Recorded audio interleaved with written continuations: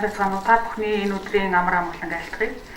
За өнөөдөр одоо бид нар компани засаглалын 9 дахь удаагийн форум хийж байна. Тэгэхээр энэ одоо уламжлалсан одоо энэ чуулганыхаа сэдвийг бодож одоо сонгох ажлаа хийхдээ бол бид нар яасан бэ гэхээр эдийн засгийн энэ хүндрэлтэй байгаа нөхцөл маань компаниудын хувьд бол одоо засаглалаа сайжруулах их том боломж болдог учраас бид нар энэ боломжийг бас ашиглаад дараагийнхаа одоо компани засаглалын шин шат руу ахих энэ одоо арга замаа хилцэд ярилцъя гэсэн үүднээс одоо компани засаглалын өнгөрсөн хугацаанд хийгдсэн ажлуудаа дүгнээд за цаашдаа бид нар одоо ирэх одоо 5 жил 4 жил тийм ээ яг одоо энэ чиглэлээр ажиллаж байгаа оролцогч бүх талууд маань хэрхэн хамтарч ажиллаж болох вэ? Ямар бодлогын дор нэгдэх вэ?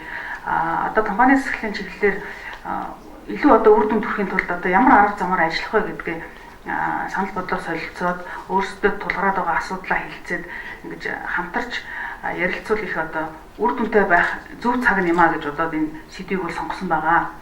За тэгэхээр өнөөдөр бол компани засаглалын хөгжлийн төвөөс энэ ахиц дэвшлийн талаар бол бид нэр гарсан ахиц дэвшлийн талаар одоо тодорхой дүгнэлтүүдийг ярих гэж байна. За тэгэхээр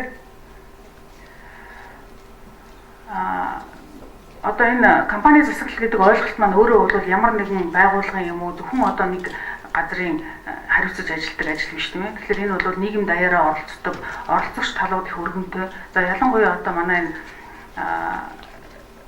зохицуулагч байгууллагуудын оролцоо үүрэг их өндөртэй ийм сэдв учраас би энийг бол одоо бүгдийнх нь өмнөөс дүгнэлт хийх боломжгүй. Тийм болохоор энийг төр зүтгэлзээд компани засаглалын төвийн хийсэн ажлын талаас тийм ээ одоо өнөөдрийн компани засаглалын түвшин хаана хүрчээд байна вэ гэдгийг дүгнж ярья гэж бодож байна. Ягаад гэвэл энэ чиглэл дээр бол нэлээд одоо өргөн хэмжээний цогц судалгаа хэрэгтэй байна. Тэгэхээр одоо ойрын үед бол хийгдсэн ийм өргөн хэмжээний судалгаа бол байхгүй учраас энэ дээр бол яг одоо нэгдсэн дүгнэлтийг бол хийх нь зохимжгүй маа гэж үзэж байна. Тэгэхээр энэ нэгдсэн дүгнэлт харин яг одоо хилцүүлгээ явцад бол одоо манай энэ оролцож байгаа оролцогч талуудаас илүү одоо сайн дүгнэлт гарах байх гэж найдаж байна. За одоо бидний үзэж байгаагаар компани засаглал гэдэг ойлголтыг одоо энэ 3 хүрээнд авч үзэж ярил илүү тохиромжтой мó гэж. Тэгэхээр эхлээд бол хууль эрх зүйн орчин. За хууль эрх зүйн орчинд өнгөрсөн хугацаанд ямар ахиц дэвшил гарсан бэ? Тэгэхээр энийг бол одоо надаар хэлэлтгүй энэ тэгэмд сууж байгаа хүмүүс бүгд их сайн мэдж байгаа тийм ээ. Бид нар хамгийн анх бол OECD-гийн одоо компани засаглалын зарчмуудыг орчуулад санхүүгийн зохицуулахаараа өөрийнхөө одоо кодекс болгож аваад за тэрийгээ бол одоо сайжруулад өөрчлөөд ингээд өнөөдрийг хүртэл явж байгаа. За дээрэс нь бол компани тухай хуулийн шинжилсэн одоо найруулга маань 2011 онд батлагдсан байгаа. За түрүүнд дурдсан бас банкны тухай хууль бол 2010 онд бас батлагдсан. Тэгэхээр энэ бүх хуулиудад одоо орсон өөрчлөлтүүд маань бүгдөө одоо компани засаглалын тэр зарчмуудыг хуульчлан баталсан байгаа. Тэгэхээр энэ өөрөө бол нэлийн зарим талаар шүүмжлэл дагуулдаг тийм. Яг тэгэхээр зарчмуудыг одоо хуулинд баталсан байна гэдэг. Гэхдээ нөгөө талдаа бол яг үгээр яг манайх шиг одоо хөгжиж байгаа орнуудын хувьд цаг хожих тийм ээ компани засаглалын асуудлуудыг түргэн хугацаанд урагшлуулахад энэ хуульчлсан явдал нь бас нэлийн одоо эерэг үр нөлөө үзүүлсэн гэж одоо манай төвийн зүгээс дүгнэж байгаа маа.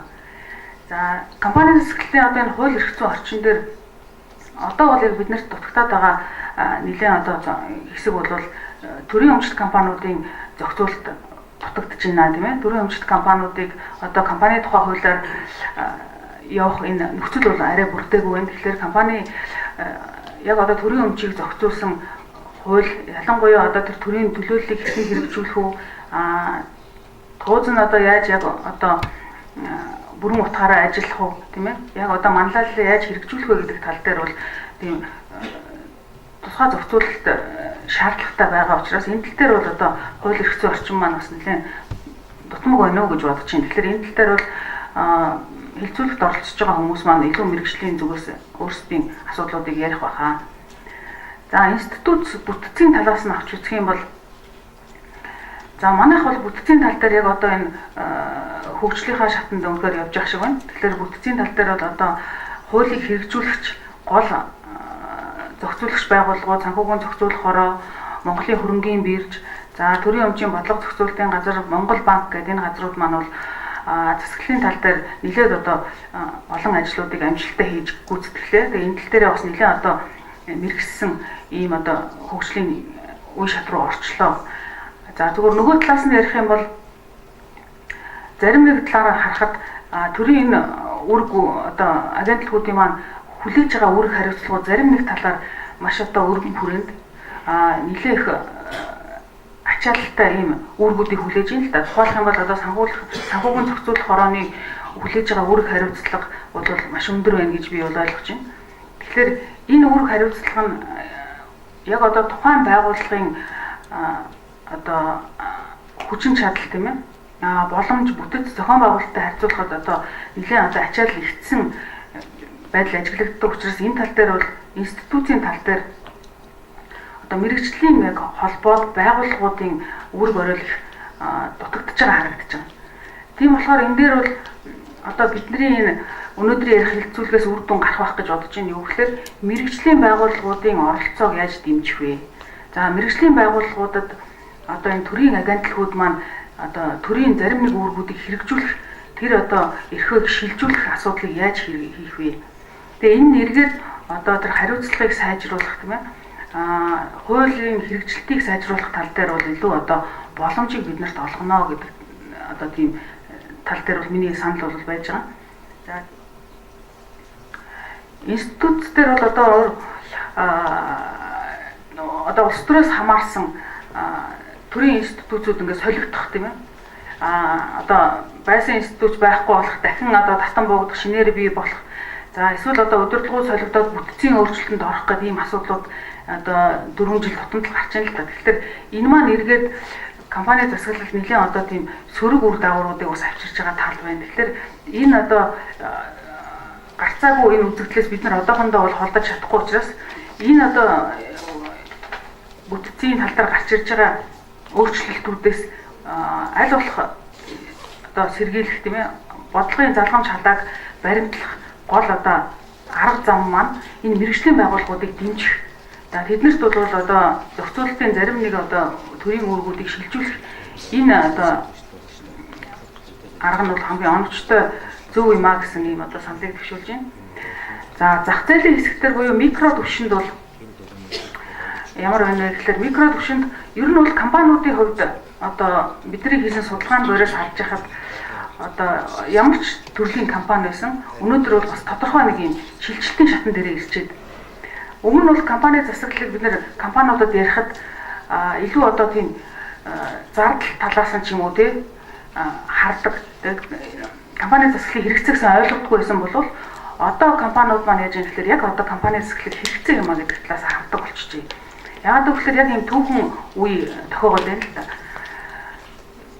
Одоо эхний нөгөө хөрөнгө оруулалт юу институтийн маань үе дуусаад хоёрдугаар үе эхэлж байна. Тэгэхээр энэ одоо институт маань залгамж халаагаа бэлдэх, дараагийн одоо гүйцэтгэх захирлуудаа сонгох, тийм ээ? Менежментийн багийг хөлсөөр ажилуулах гэдэг ийм одоо шаардлагууд нэг талаас тулгарч байна.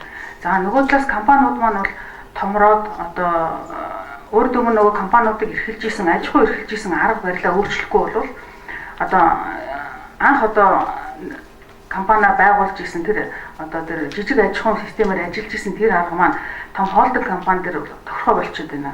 Тэгэхээр энэ талаасаа бол үзэх юм бол бас одоо засаглалын асуудал яригдах үнэн хэрэгцээ бол гарч ирж байна. За дээрэс нь компаниуд маань гадны зах зээл рүү их гардаг болж гаднаас хөрөнгө оруулалтууд бас их орж ирж байна. Тэгээ энэтэй холбоотой бас засаглалын асуудлууд яригдж байна. Тэгэхээр бол нэг талаасаа бол засаглалын одоо эрэлт хэрэгцээ яг зах зээл дээр бодитоор бий болж байна одоо гэж үзэж байна. За нөгөө талаасаа бас хямрал нэлээд хүндрэлтэй байдлууд бол энэ компани засаглалыг сайжруулах энэ асуудлуудыг эргэж харах байдал руу бол илүү одоо төлөвлөж болж байна гэж хэлж байна.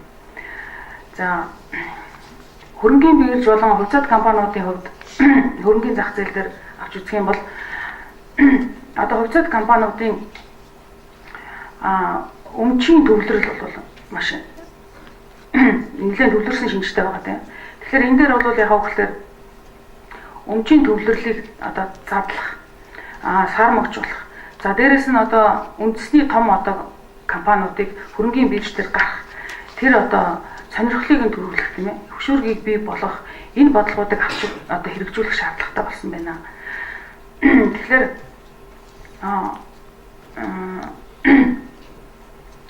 нөгөө талаасаа бол яг үгээр одоо үндэсний томоохон одоо институцийн буюу байгууллагын хөрөнгө оруулагчдыг бий болгох тал дээр бол бас бодлогын дэмжлэг шаардлагатай байна. Тэгэхээр энэ дээр бол магадгүй одоо тэтгэврийн сангийн одоо менежментийг өөрчлөх тийм ээ, тэрүүгээр одоо тэнд байгаа хөрөнгийн бирж рүү оруулдаг болгох, эсвэл одоо хувийн тэтгэврийн сангийн хуулийг батлах замаар ч юм уу энэ хөрөнгийн зах зээлийг хөгжүүлэх чиглэлд одоо хуулийн эрх зүйн орчныг дэмжлэг үзүүлэх шаардлагатай байна гэж бол үзэж байна. За нөгөө талаар бол яг одоо хувьцаа эзэмшиж байгаа хувь хүмүүс, за жижиг хувьцаа эзэмшигчдийн хувьд бол одоо олон нийтийн одоо иргэний санхүүгийн боловсролыг хүлтэн дээшлүүлэх тийм нэгдсэн бодлого хэрэгжүүлэх хэрэгтэй мөн гэж бодож байна. Тэгэхээр энэ бодлогын үр дүнд бол нөгөө жижиг хувьцаа эзэмшигчдийн маань оролцоо бас нэмэгдэх тийм хандлага гарч ирэх байгаа. За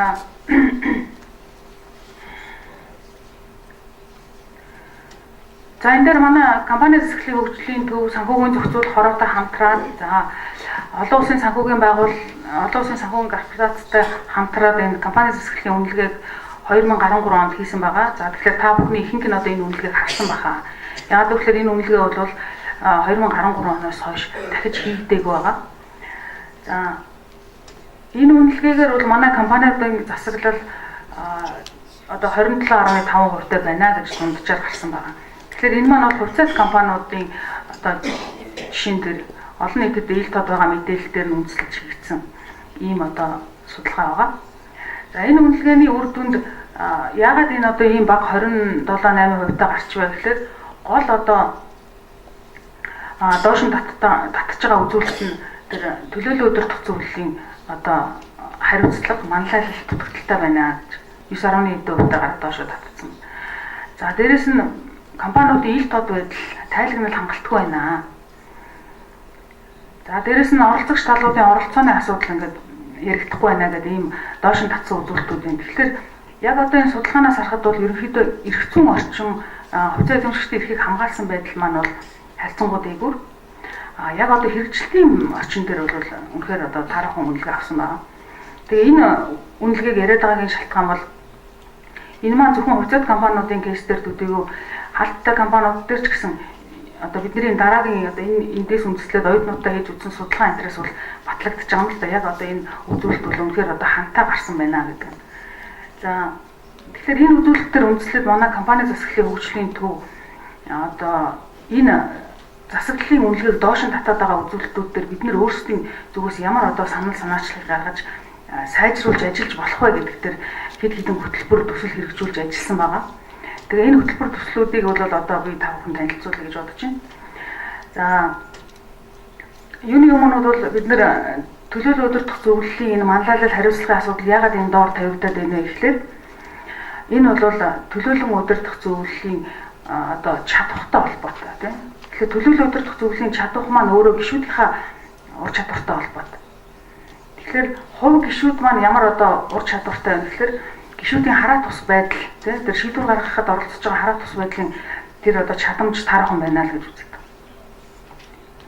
Тэгэхээр энэ маань эргээд бид нар хараа тус байдал гэдгийг бас өргөн хүрээнд нь авч үзэх хэрэгтэй байна. Зөвхөн одоо материаллык талаасаа тийм хуульд заасан тэр үзүүлэлтүүдийг хангаад хараа тус гишүүн болчихгүй, хараа тус гишүүн болчихгүй тийм.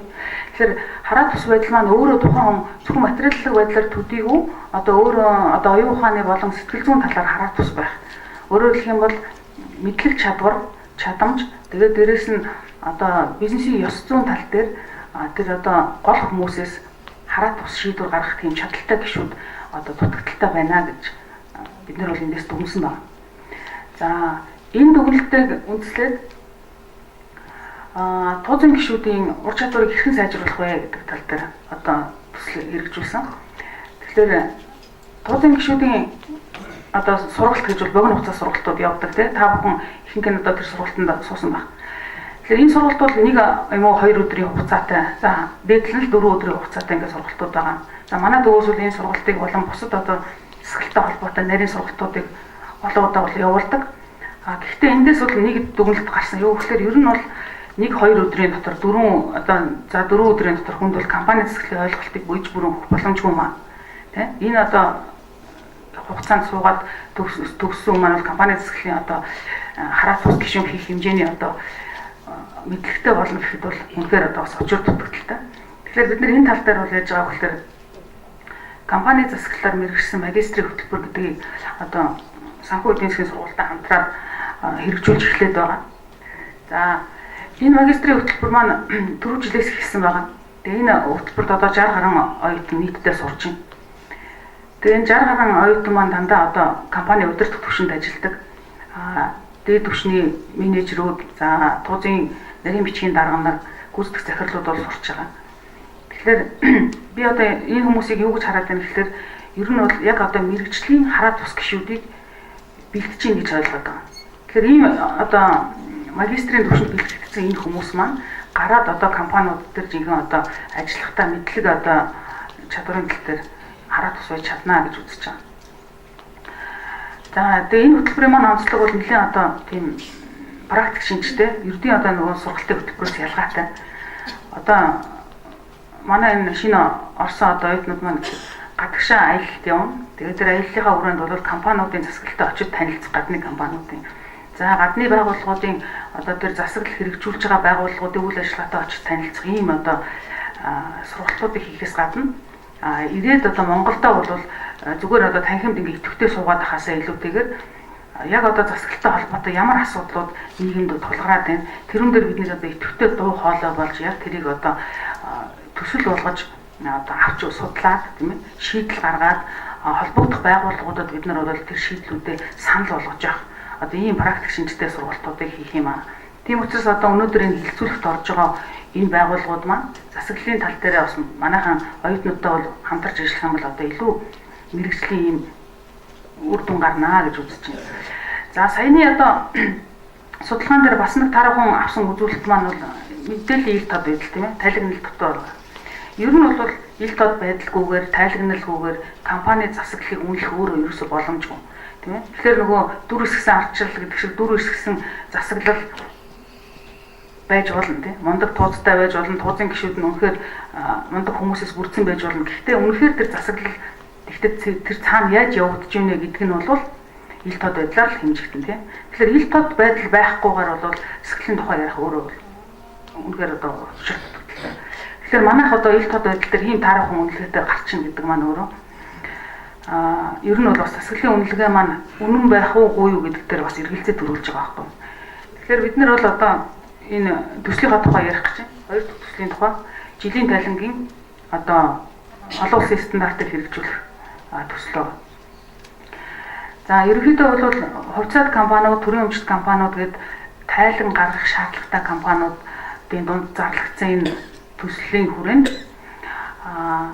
олон улсад хэрэгжиж байгаа жилийн тайлан гаргах тэр одоо жишг стандарт сайн одоо туршлагуудыг компаниудаа одоо суралцуулах ийм зорилготой. За нодон жилийн компани засаглалын форумоор бол анхлан энэ төслийн уралдааныг бол зарласан байгаа. Уралдаан зарладгийн шалтгаан нь бол компани оролцож байгаа компаниудаа бас идэвхжүүлэх ийм зорилготой байгаа. За тэгээд манай уралдаан зарлахад бол 20 компани оролцоод за хамгийн ихний уралдаан учраас бид нар бас олон компани дээр туршилт хийх боломжгүй байсан. Тийм болохоор бол 20 компани аваад одоо бол өнөөдөр энэ 20 компани 17 өнөөдөр энэ тайлангаа өгсөн байна. Тэгэхээр та бүхний гар дээр очсон тараах материал дээр байгаа энэ компаниуд бол тайлангаа энэ одоо төсөлд оролцсон байдлаараа хийсэн байгаа. Тэгэхээр энэ тайлантай бол та бүхэн дараа нь завсарлагаанаар бас танилцж болно компаниудын тайлантай. За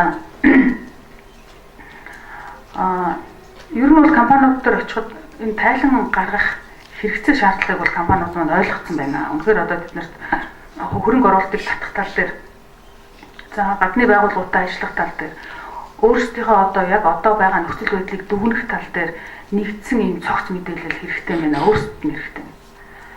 Нөгөө талаар бол мэдээж одоо хөрөнгө оруулагчид бусад одоо гаднаас тухайн компаниг сонирхож байгаа хэм бүхэнд бол энэ тайлбар хэрэгтэй. За дээрэс нь бол түрүүний хэлжсэн тэр дэд бүтцийг хөгжүүлэх тал дээр ч гэсэн одоо мэргэжлийн байгууллагууд үнэлэлт дүгнэлт өгөх компаниуд дээр ажиллахад бол энэ тайлан бол их тустай ах гэж бодож байна. Яг би өөрөө энэ судалгаа хийгээд явж байхад компаниудын мэдээлэл ерөөсөө олддоггүй. Олдохоор дандаа хагас дутуу мэдээлэл олддог.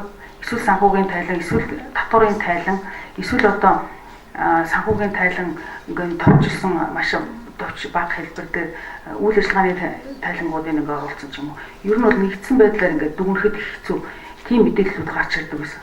Тэгэхээр одоо энэ бол эргээд энэ цогц юм мэдээлэл гарах маань ядаж одоо шийдвэр яаж гарч ийн зүгээр одоо тайланд эргүүлээд харахад тууз хэдэн удаа хуралдсан байна те. Ямар гишүүд тэнд сууж хуралд суусан байна. Ямар мэргэжлийн хүмүүс тэнд ажиллаж байна. Ямар шийдвэр тэнд гарч байна те. Туузаараа одоо юу гэдгийг ингээд хэрвээ тайлангаас хардгал болчих юм бол энэ дээр засаглал жинхэнэ хэрэгжиж гинэ үгүй гэдгийг бид нар харах боломжтой. Тэгэхгүй бол зүгээр одоо сайхан гоё юм үзүүрийн чанартай тайлан хийлээд бол хэрэггүй шүү дээ. Тэгэхээр тэндээс бол ямар нэг юм мэдээлэл олох боломжгүй л гэсэн. За тэгээ энэ тайлангаа бид нар хэрэгжүүлэхдээ тайлангийн одоо шалгуур үзүүлэлтүүд гэд гаргаж ирсэн байгаа. Тэгээ шалгуур үзүүлэлтийнхаа дагуу хамгийн эхлээд одоо орсон компаниудынхаа төсөлд орохоос өмнө гаргасан тайлан дээр нь урьдчилан үнэлгээ хийсэн байгаа. За дараа нь төсөлд орсны дараа буюу одоо тайлангууд дээр гараад ирсэн тайлангууд дээр нь дараагийн үнэлгээ хийсэн байгаа. За тэгээ энэ тайлангуудыг одоо мэргэжлийн тэгээ хараат ус ийм байгууллагуудыг төлөөлсөн энэ хүмүүсээр бол шүүх одоо шүүлгэж шалгаруулалтыг явуулсан байгаа. Тэгэхээр энэ шалгаруулалтын үр дүн одоо бас энэ юуны одоо энэ форумын 2 дахь хагас дээр гарч ирнэ. За тэгэхээр ерөнхийдөө бол би өнөөдөр яг одоо өөрийнхөө хийсэн ажлын талаас энэ одоо компани засаглалын одоо гарсан үр дүн өнөөгийн байдлыг дүгнж ярьлаа. Тэгэхээр одоо энэ хилцүүлэг дээр бол илүү тодорхой үр дүнгууд гарч ирэх байгаа. Би одоо энэ олон байгууллагуудын өмнөөс бас ярих нь зохисгүй маа гэж бодож байна. За тэгээ ингээд анхаарал тавьсанд баярлалаа.